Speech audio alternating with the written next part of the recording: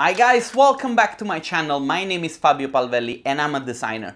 Every week on this channel I share a little bit of my life on video, as well as tips and tricks on how to be a better designer and a better visualizer. So if this is your first time that you're here, please do consider subscribing. Okay, so now you've been working in a design firm for say 5 to 6 years.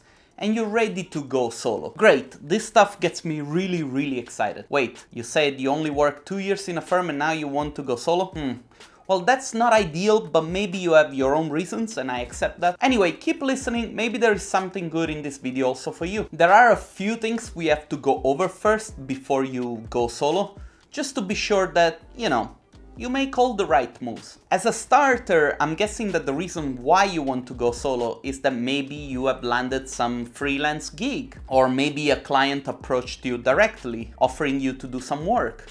This is great, but are you sure this is enough for you to take the plunge and start your own business? In fact, I think that the first thing you should get comfortable with in case you do want to become your own boss is numbers. Before we get to talk about numbers, let me remind you that it's imperative that you never start a business without a financial parachute that allows you to at least a 6 months period of air for you to breathe.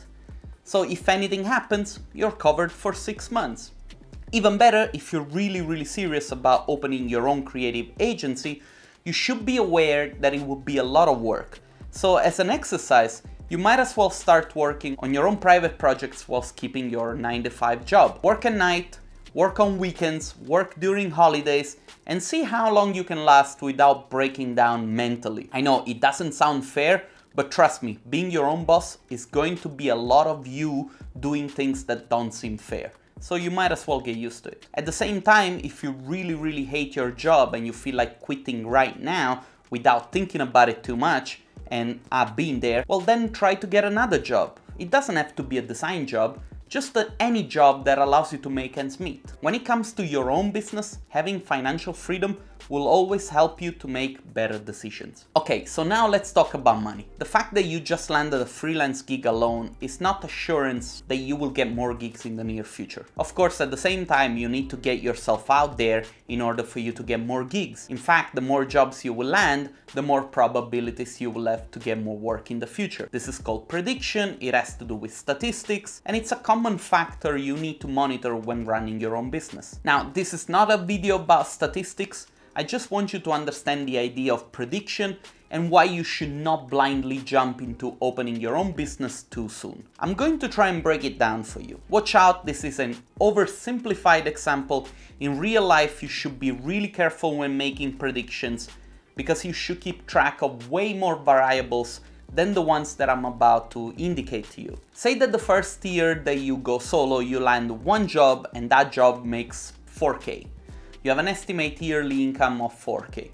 Then the year after you land 3 jobs, each job is 4K, you have an estimated yearly income of 12K. The third year you repeat a similar trend, you land 5 jobs, each one pays you 4K, you have an estimated yearly income of say 20K. If you put your earnings on a graph and analyze the tendency, you can predict more or less how long it will take you to earn enough money to make yourself independent. Usually you start out with only a few jobs per year and then you get more the longer you stay in business. That's why it's really important not to quit your main job at first, but also it's really important to keep on working hard for you to stay in business. Does that make sense? Each year you will get better at what you do. Hopefully this means you'll be charging more for your work, but watch out. At the same time, your costs will also rise. As I said, the variables are so many, but for now we'll just stop at this. Numbers are really important. You need to keep track at all times of what you're doing.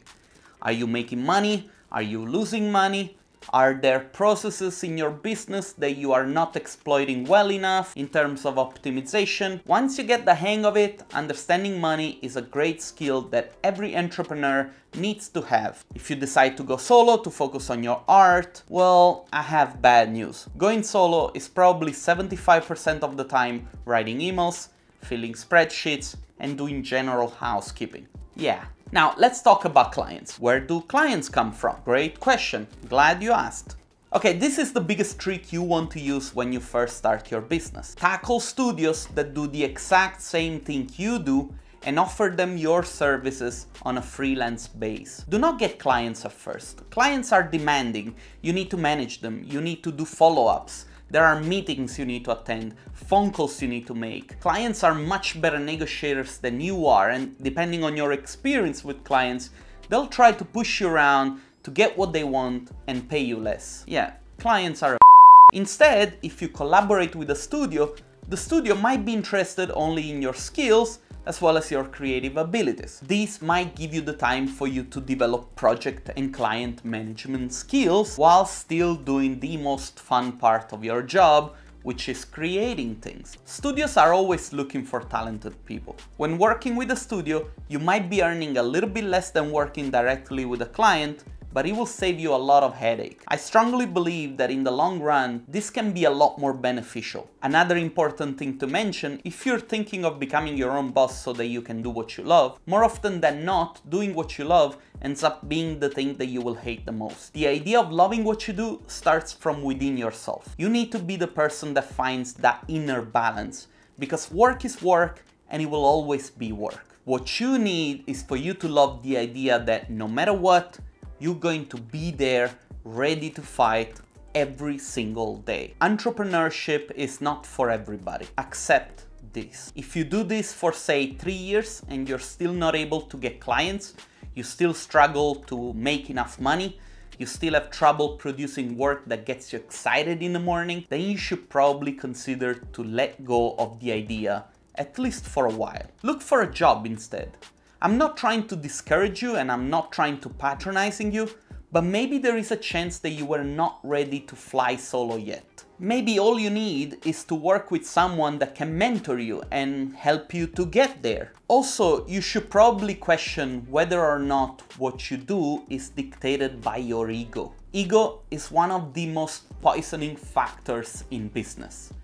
The mistake you make because of your ego are sometimes so stupid. Sometimes the only reason why some businesses keep on existing, it's only because their founders are too proud to admit that it's time to quit. Do not do that. You might be focusing so much on the idea of having your own business that you might be missing out on the possibility of being a great studio director in another company. And why? Because of ego? Anyway, if entrepreneurship is the path that you want to walk, you should know that being an entrepreneur is a lonely life. Try to force yourself to meet other entrepreneurs. Create real relationships that can help you in moments of low time, and also remember that the stuff that you're trying to do will take years for it to happen. So no matter what, if this is what you really want, then wait, keep working hard and be patient. Thanks a lot for watching. My name is Fabio Palvelli. See you next time.